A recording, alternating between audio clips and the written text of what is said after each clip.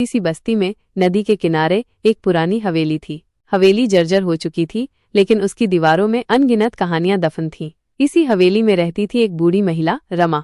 रमा की आंखें धुंधली हो चुकी थीं, चेहरे पर झुर्रियां थीं, लेकिन उसकी आवाज में आज भी वही मिठास और ममता थी जो बरसों पहले हुआ करती थी। रमा का एक ही सपना था, अपनी पोती रिया को एक सफल नृत्यांगना बनते देखना। रिया, जो अपनी दादी की आंखों का तारा थी, बचपन से ही नृत्य की दीवानी थी। उसकी छोटी छोटी उंगलियां घुंघरुओं की ताल पर ऐसे नाचती थीं जैसे कोई पंछी हवा में उड़ रहा हो। रमा ने अपनी सारी जमा पूंजी रिया की नृत्य शिक्षा पर लगा दी थी। शहर के सबसे अच्छे गुरुजी रिया को शास्त्रीय नृत्य सिखाने आते थे।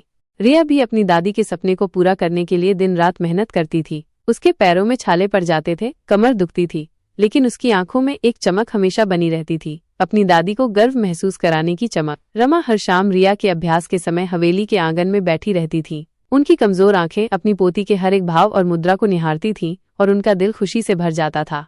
वक्त तेजी से बीत रहा था। रिया अब एक खूबसूरत और प्रतिभाशाली नृत्यांगना बन चुकी थी। उसे शहर के एक बड़े नृत्य समारोह में अपनी कला का प्रदर्शन करने का मौका मिला। रमा का बरसों का सपना अब साकार होने वाला था। उन्होंने अपनी पुरानी रेशमी साड़ी निकाली जो उन्होंने अपनी शादी में पहनी थी और रिया के लिए उसमें से एक दुपट्टा बनवाया। उनकी आंखों में खुशी के आंसू थे, लेकिन विधि को कुछ और ही मंजूर था। समारोह से कुछ दिन पहले रमा की तबीयत अचानक बिगड़ गई। डॉक्टर ने बताया कि उन्हें फेफड़ों में गंभीर संक्रमण है और उनके बचने की उम्मीद बहुत कम है। रिया का सपना, जो अब बस एक कदम दूर था, धुंधला पड़ने लगा।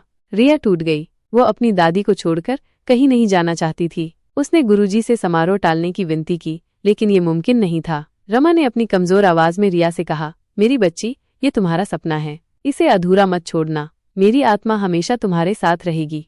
भारी मन से रिया समारोह के लिए शहर गई। मंच पर जब घुंघरुओं की आवाज गूंजी तो रिया की आंखों से आंसू बहने लगे। हर एक ताल, हर एक मुद्रा में उसे अपनी दादी की याद आ रही थी। उसने अपनी पूरी आत्मा और शक्ति से नृत्य किया।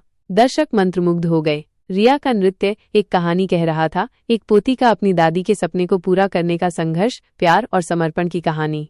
जब नृत्य समाप्त हुआ तो पूरा सभागार तालियों की गड़गड़ाहट से गूंज उठा। रिया की आंखों में आंसू थे, लेकिन इस बार ये आंसू दुख के नहीं, गर्व के थे। उसने अपनी दादी का सपना पूरा कर दिया था। समारोह के बाद रिया तुरंत गांव वापस लौटी। हवेली में सन्नाटा पसरा हुआ था। रमा अब इस दुनिया में नहीं थी। रिया अपनी दादी के बिस्तर के पास बैठी, उस रेशमी दुपट्टे को अपनी आंखों से लगाया। दुपट्टे में से अपनी दादी की ममता और आशीर्वाद की महक आ रही थी।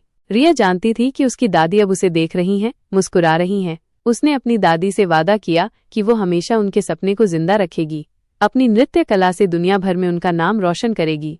बरसों बीत गए।